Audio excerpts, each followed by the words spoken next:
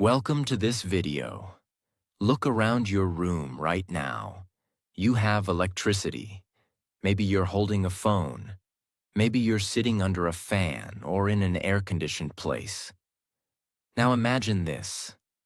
Just 70 years ago, in one corner of the Arabian desert, there was a land with no electricity, no water, no roads, no buildings, nothing but sand, camels, heat, and hope. But today, that place is called Dubai, a city of gold, glass towers, and flying taxis, a place where dreams come alive, where the richest people in the world come to shop, invest, live, and celebrate life. So how did this happen? How did a poor desert village with no oil at first turn into one of the richest, most luxurious, and futuristic cities on Earth? Was it just luck? Was it just oil? No. It was something bigger. It was vision. It was leadership. It was risk. It was the belief that even the desert can become paradise. And in this video, I will take you on a journey. A journey from the first days of Dubai, when people slept under palm trees, to the time when Dubai had no pearl industry, no money, and no future. To the moment it discovered a little oil but built an empire anyway. To becoming the global city of luxury, tourism, and technology we all know today. This is not just a history lesson. This is a story of impossible transformation. Today, it's one of the richest cities on Earth. In this video, you'll learn the full story of Dubai. How it rose, how it transformed, and most importantly, you'll improve your English while listening. So, sit back, listen carefully, because what you're about to hear will not only surprise you, it will inspire you. Let's begin. Part 1. From sand to survival. Before the skyscrapers, before the Burj Khalifa, before oil, there was only sand. We go back to the early 1800s. At that time, the area we now call Dubai was nothing but a small fishing village on the coast of the Persian Gulf. It had a natural creek, Dubai Creek, which was the only reason people even lived there. The people? Simple. Tough. Survivors. They were mostly from the Bani Yas tribe, and they followed a leader named Sheikh Maktoum bin Bouti. In 1833, something historic happened. Sheikh Maktoum and around 800 members of his tribe migrated from Abu Dhabi and settled near the Dubai Creek. They wanted peace, trade, and freedom. So they started building a small community there. And this was the beginning of Dubai. But life was extremely hard. The heat was unbearable. Fresh water was hard to find. They had to dig wells or walk miles. They lived in palm frond huts called arish. No roads, no schools, no hospitals. They used camels for transport. For food, they relied on fish, dates, and camel milk. So what kept them alive? Two things. 1. Pearl diving. 2. Maritime trade. Before oil, pearls were Dubai's treasure. Men would go into the sea for months, diving with no oxygen tanks, holding their breath for long minutes, diving to the bottom to collect oysters, hoping to find one perfect pearl. It was dangerous. Many died. But it was their only hope. Pearls from Dubai were sold to India, Persia, and Europe. And for a short time, this brought some wealth. But then, disaster struck. In the 1930s, the Japanese invented artificial pearls. Suddenly, no one wanted Dubai's real pearls anymore. The pearl industry collapsed. Families became poor again. The Great Depression also hit the world. Dubai's economy was gone. People had no proper income. Children had no schools. Women stayed home, cooked on wood fires, and fetched water from far away. There were no doctors, no electricity, no oil. But the Dubai Creek still remained. and it gave Sheikh Maktoum's descendants a powerful idea. If we cannot live from pearls, we must live from trade. So the people of Dubai slowly started turning the Dubai Creek into a trading hub. Even though Dubai had almost nothing, traders from India, Iran, East Africa, and even Europe began stopping here. Why? Because Dubai's leaders didn't tax them. It was easy to do business here. No rules, no restrictions, just trade. And slowly, the world started to notice. In 1892, Dubai signed an agreement with the British. In return for protection, Dubai would not enter any alliances with other powers. This brought stability, and the British protected Dubai from pirates and outside attacks. It was a small step, but a smart one. Dubai's leaders always thought long-term. But in the middle of all this, a man rose. A man who would quietly become the architect of modern Dubai. His name was Sheikh Rashid bin Saeed Al Maktoum. Who was Sheikh Rashid? He was the son of Dubai's ruler at the time. Born in 1912, Rashid was different from others. While people complained about the hard life, Rashid would go and sit at the Dubai Creek, watching ships come in, imagining a better future. He believed in one thing. We may have no oil, but we have ideas. If we build the future, the world will come. And that's exactly what he did. Dubai in the 1940s was still just a trading village. The economy was weak. British support was fading. People lived in huts made of palm trees. There were no proper roads, only sand paths. No air conditioning, no cars, no factories. Still, Sheikh Rashid had a plan. He said, "We will not wait for oil. We will create opportunity." He started strengthening trade and planning for infrastructure. At the time, the Dubai Creek was becoming narrow and shallow. Big ships couldn't enter. Traders were leaving.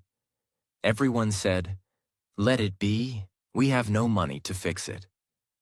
But Sheikh Rashid thought differently. He decided to borrow money from Kuwait and dredge the creek, to make it deeper and wider so large trading ships could enter. This was very risky. If it failed, Dubai would fall into debt. But it worked. The deeper creek allowed large cargo ships from India, Africa, and Iran to dock right in the heart of Dubai. Trade exploded. Merchants returned. Dubai's economy started breathing again. This one decision saved Dubai. Now that the creek was functioning well, Sheikh Rashid turned to infrastructure. He started building roads by hand, using local workers and basic machines. He built the first schools and encouraged young boys to learn reading and numbers. He built a hospital, a proper one, so mothers wouldn't lose their babies to dehydration and heat. He brought electricity poles and clean water systems. He invited foreign engineers to help modernize the city. But the most important thing? He built everything with the future in mind. Even though Dubai had no oil yet, he planned like a rich man. He believed, if we prepare the land, prosperity will come. Let's pause and look at life at that time. Houses were still made of palm leaves or mud bricks. People wore simple white robes, kandura, and women wore long black abayas. There were no fans. People slept on rooftops in summer to stay cool. Most people didn't know how to read. Water was collected in clay pots from deep wells. Dates, camel milk, and dried fish were common foods.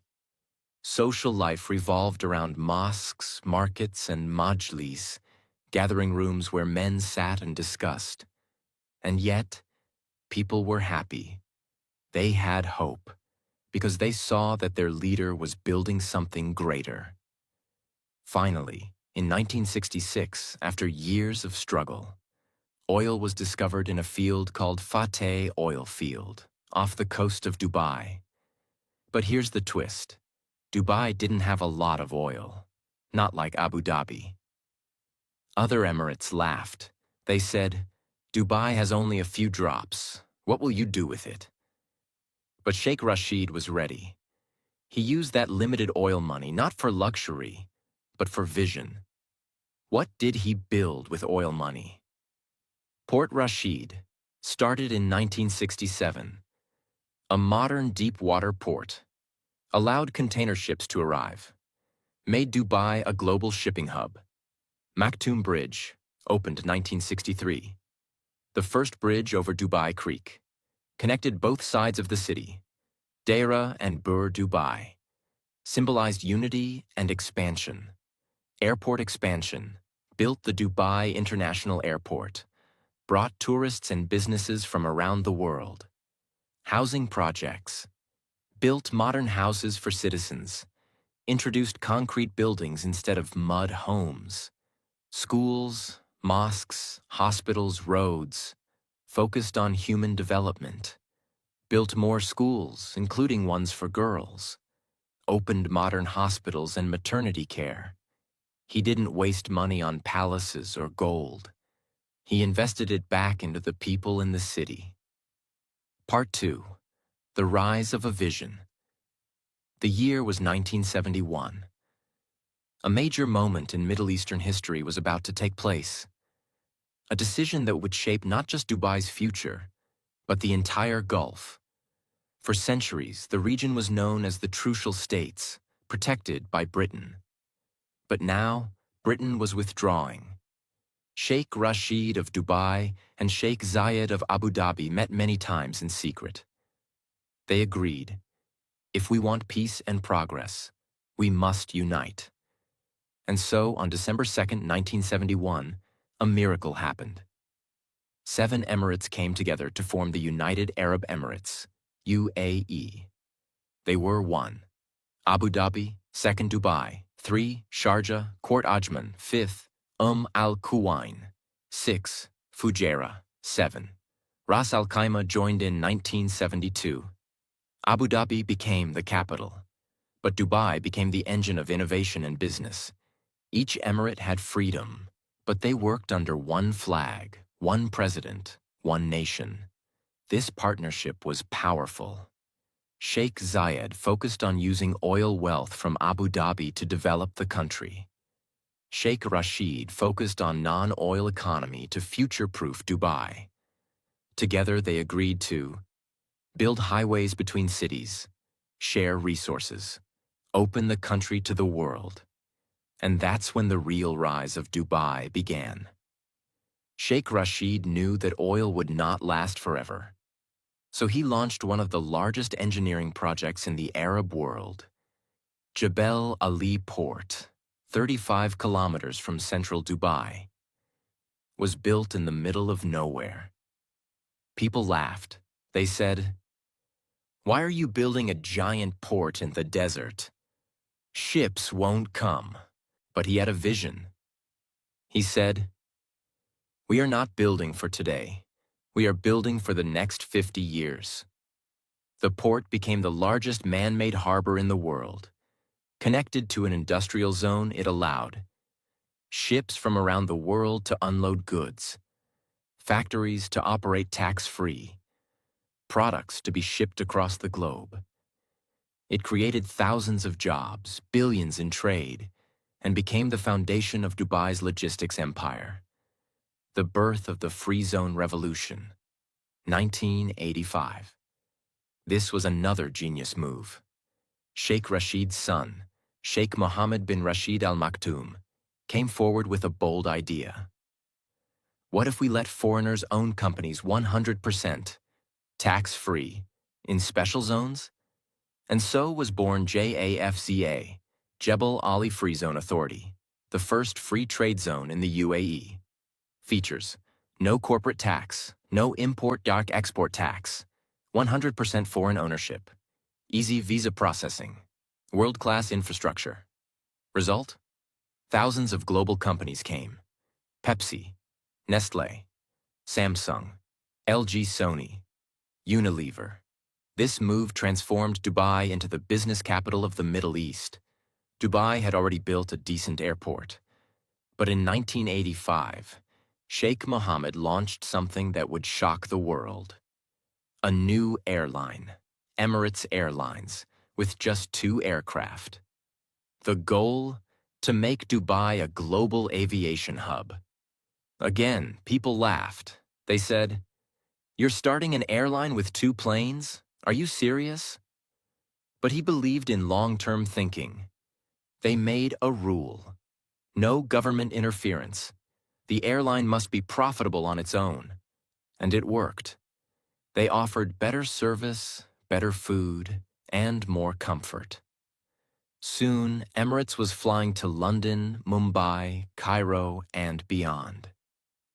By the 1990s, Emirates became one of the top airlines in the world, bringing millions of tourists and business people to Dubai every year. While other cities closed themselves, Dubai opened its arms. In the late 1980s and early 90s, the government began building beach resorts and luxury hotels. Shopping festivals like Dubai Shopping Festival (DSF) were launched. Traditional markets, souks, were modernized. Desert safaris, dhow cruises, and luxury experiences were developed. They promoted Dubai as a place where tradition meets luxury. And guess what? Tourists came, first by thousands, then by millions. They came for luxury shopping, safe, modern city life, sunny beaches, exotic desert experiences, technology and communication. In the 1990s, Dubai started digitizing. The first telecom network in the region was created. Internet and mobile phones arrived early.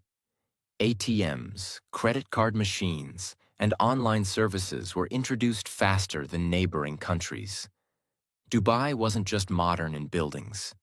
It became modern in thinking. Massive infrastructure projects begin even before the 2000s. Dubai had skyscrapers like the World Trade Center, highways and traffic systems. They created planned communities like Jumeirah, Al Barsha, Deira City Center, first large mall. They also focused on foreign labor, hiring workers from India, Pakistan, Philippines, Bangladesh, etc., to build everything at massive speed. Dubai grew fast, organized, and clean. What made Dubai different from others? While most Gulf countries depended fully on oil, Dubai built ports and airports, created free zones, started a global airline, promoted tourism and luxury, welcomed foreign businesses, focused on trade, not just oil. Dubai made one bold decision: to build a future beyond oil. And that changed everything. Part 3. The Golden Rise. By the early 2000s, Dubai was already a rising star. It had one of the biggest ports, Jebel Ali, one of the fastest-growing airports, one of the world's best airlines, Emirates, a business-friendly government, an image of safety, order, and luxury. But Sheikh Mohammed bin Rashid Al Maktoum, who became ruler of Dubai in 2006, had a far bigger dream. We are not competing with our neighbors. We are competing with the world. This is where Dubai's most iconic projects began. Burj Khalifa. The idea started in the early 2000s. Dubai wanted to create something the world would never forget. A building so tall, it would literally touch the sky. Construction began in 2004 under the name Burj Dubai. Over 12,000 workers from more than 100 nationalities worked day and night. It took 6 years to complete. The building used over 330,000 cubic meters of concrete and 39,000 tons of steel. Designed by Adrian Smith from the U.S., It can withstand earthquakes and winds up to 240 kilometers per hour. In 2010, it was officially opened and renamed Burj Khalifa in honor of the UAE President Sheikh Khalifa bin Zayed, who helped financially during the 2009 crisis. Height: 828 meters, 2,716 feet, taller than any building ever built by mankind.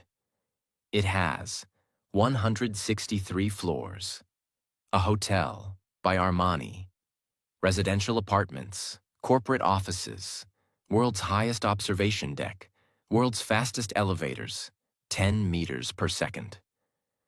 Burj Khalifa became a symbol of Dubai's ambition, a statement to the world. Nothing is impossible here. One of the boldest ideas ever imagined. A man-made island in the shape of a palm tree, built directly into the sea. Launched in 2001, completed by 2006, used 5.5 million cubic meters of rock, visible from space, 16 fronds, a crescent, and a trunk. The palm includes luxury villas, 5-star hotels, the famous Atlantis the Palm, restaurants, beaches, and shopping centers. Why build it? Because Dubai had limited coastline, and Sheikh Mohammed wanted more seafront property. So instead of looking at what they didn't have, they built it. Today, the Palm is home to celebrities, billionaires, luxury tourists.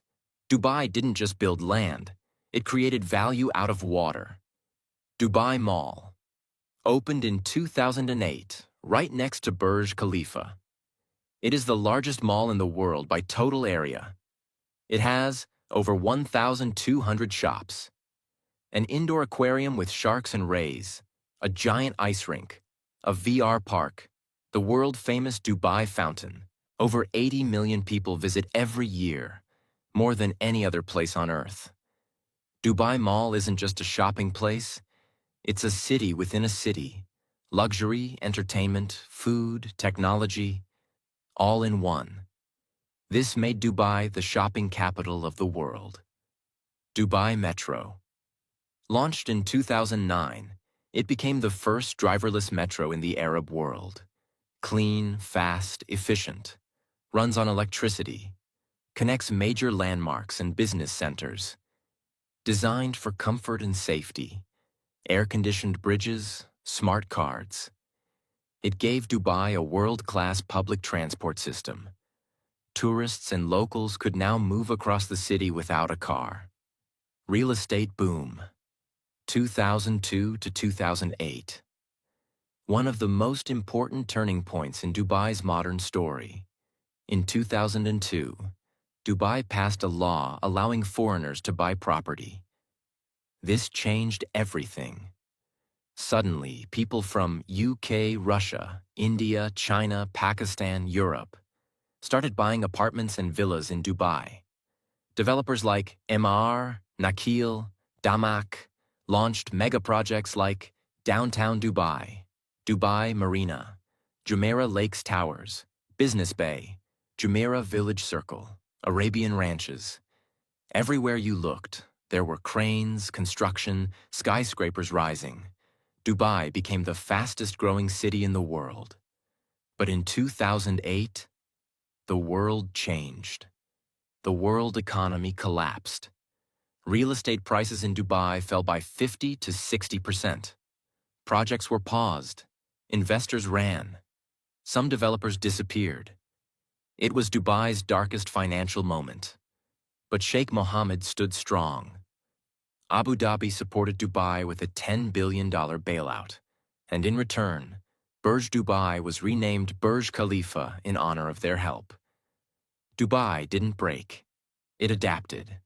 The government reorganized debt, merged some companies, supported major projects, protected the image of Dubai. By 2010, recovery began. And Dubai came back stronger, smarter, and more focused. In 2013, Dubai made a bold move again. It bid to host Expo 2020. the first World Expo in the Arab world. On November 27, 2013, Dubai won the bid. Fireworks exploded at Burj Khalifa. The whole nation celebrated. Why was this important? Because it told the world, we're not just a city, we are a platform for the future. Dubai promised to host over 190 countries, welcome 25 million visitors, create innovation zones, talk about mobility, sustainability, and opportunity. It brought global respect to Dubai as a leader of the future. City of the future, technology, innovation, and global luxury. By 2015, Dubai was no longer just about oil or real estate. It was about smart cities, artificial intelligence and robotics, blockchain strategy, flying taxis tested by 2017, robotic police, digital government services. Every sector, tourism, health, transport, economy, was becoming digital. At the same time, Ferrari police cars, gold ATMs, 7-star hotels like Burj Al Arab, global events, created a luxury image that attracted billionaires, celebrities, influencers, investors. Part 4. Dubai Future and the Unbreakable Vision. By 2015, Dubai had already become a global tourism leader, a business capital of the Middle East, a city of dreams and luxury, a modern example of human imagination. But then came a time the whole world will never forget. The world was hit with a virus no one expected. Airports shut down, borders closed, economies collapsed, cities turned silent. And for a moment, the world stopped moving. Dubai, a city that depended on travel, tourism, real estate, was at high risk. Hotels emptied, flights were canceled. Expo 2020, the dream Dubai had been preparing for, was postponed. But what did Dubai do? It acted faster and smarter than most global cities. Dubai's response to the pandemic. Fast, smart, strict. Early lockdown and safety measures. Dubai imposed citywide lockdowns early. Sanitization campaigns ran day and night. Police drones, thermal scanning, and smart apps were used to track safety. The government created quarantine centers and food support for poor workers. Vaccination drive. UAE became one of the first and fastest countries to vaccinate its population. Dubai vaccinated not just citizens, but also expats and workers. For free. Digital governance. All government services became fully online. Business licenses, healthcare, visa processing, shopping, everything became contactless. Tourism bubble. Dubai reopened for tourists faster than most countries, with strict testing. Celebrities, influencers, and global travelers came to Dubai to escape lockdowns in their countries. While others were hiding, Dubai was preparing. Originally scheduled for October 2020, Expo 2020 was postponed to October 2021. March 2022. Despite the delay, Dubai went ahead and hosted the biggest global event since COVID-19. 2020 Dubai highlights. 192 countries participated. Themed around sustainability, mobility, and opportunity. Built in a brand new city district, Dubai South. Featured Al Wasl Dome, world's largest 360-degree projection dome. Mobility Pavilion, robots, drones, Hyperloop, Sustainability Pavilion, solar farms, recycled water, country pavilions with unique architecture and innovation. Over 24 million people visited Expo 2020 during 6 months. A massive success during a post-pandemic world. Dubai proved to the world. Even after the darkest night, we rise. While many cities plan small, Dubai continues to think like a kingdom of the future. Here are just some of the crazy, real, and massive projects Dubai is building right now. 1. Dubai Creek Tower, still pending completion. Planned to be taller than Burj Khalifa, located in Dubai Creek Harbor, designed by Santiago Calatrava, meant to be a symbol of Dubai's next chapter. 2. The Dubai Urban Master Plan, 2040, announced in 2021. A long-term strategy to shape Dubai into the best city in the world for living. Plans include 60% of Dubai's area dedicated to nature and greenery, more walkable, connected communities, expansion of affordable housing, doubling the amount of public beaches, a focus on education, wellness, and creative industries, new zones for talent, artists, entrepreneurs, and thinkers. 3. The Line, Saudi Arabia, and Dubai's response. While Saudi Arabia launched The Line, a 170-kilometer smart city in Neom, Dubai responded by doubling down on urban innovation. Dubai now works on AI smart homes, flying taxis, Hyperloop transport between Abu Dhabi and Dubai, zero-carbon living zones. Fourth Moon Dubai, announced concept. A $5 billion project proposal to build a lunar-themed resort shaped like the moon. Planned features: realistic moon surface design, lunar walking experience, 4,000-room hotel, luxury residences, training facility for astronauts and space lovers. Target: tourism, space innovation, entertainment. 5. Mars Science City and Emirates. Mars mission. Dubai isn't just looking at Earth, it's looking at space. The Hope probe was launched in 2020 and entered Mars orbit in 2021, making UAE the first Arab country to reach Mars. Plans for Mars Science City, a large area in the desert to simulate Martian life, are ongoing. Purpose: to prepare for future space travel and life beyond Earth. Dubai wants to say, "We once built the tallest building on Earth. Now we aim for the stars." To prepare for the future, Dubai also launched Golden Visas. Long-term visas, 5 to 10 years, for skilled professionals, investors, artists, and entrepreneurs, encouraged people from all over the world to live, work, and invest in Dubai without fear of visa expiry.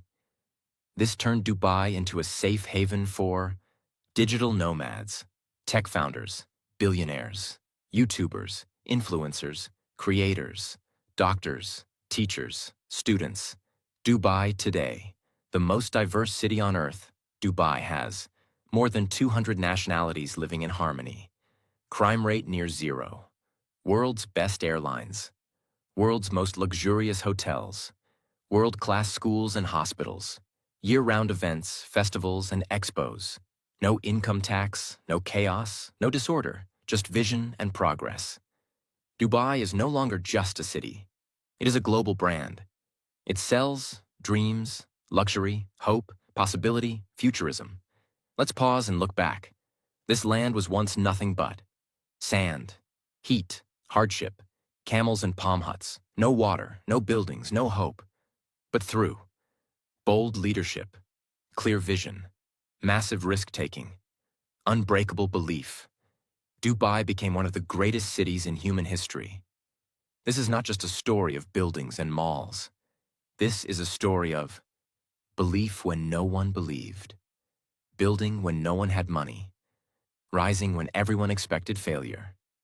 Dubai teaches us that if you believe in your vision and work like no one else, you can build a future the world will admire. This was the full story of Dubai, from desert to dreams, from fishing village to future city, from nothing to everything. So now you've heard it all. The full story of Dubai, a city that had no water, no electricity, no oil in the beginning, no roads, no hope, just sand and a dream. But dream was not enough. They had to take risks, face failure, work day and night in heat and silence, and believe in the unseen future. Dubai is not just a place on a map. It is a lesson for the whole world. Because while many cities waited for the future, Dubai built it. They didn't say, "We'll see what happens." They said, "We will make it happen." And that's the reason why today, people from all over the world come to Dubai to live, work, dream, and rise. Life lessons. From Dubai's story, 1. Your beginning doesn't decide your future. Dubai started with nothing. No oil, no money, just vision. You too can start small, but dream big. 2. Invest in people, not just buildings. Dubai built schools, hospitals, and gave homes to workers. Growth happens when humans grow. 3. Prepare before success comes. Dubai built ports, airports, and roads before oil came. Always prepare the ground. Opportunity comes to those who are ready. 4. Don't copy the world. Surprise it. While others followed rules, Dubai broke them and created its own style. You don't have to be like everyone else. 5. Think 50 years ahead. Most people only think about tomorrow. Dubai thought about the next 50 years. Always play the long game. 6. When crisis comes, don't break. Adapt. Dubai faced many failures. The fall of Pearls, the 2008 crash, COVID-19. But every time, it came back stronger. So can you. 7. Respect every worker. From the ruler to the laborer, everyone helped build Dubai. Never forget, success is a team effort. If Dubai can rise from the desert, you can rise from your darkness. If Dubai can go from zero to global, you can go from fear to freedom. Your dream may look impossible today. But if you build it step by step, one day the world will clap for you. Thank you for watching this full video. If you loved this story, don't forget to subscribe for more powerful stories and life-changing lessons. This is not just a channel. This is your journey of transformation. See you in the next video. And remember, even the desert can bloom.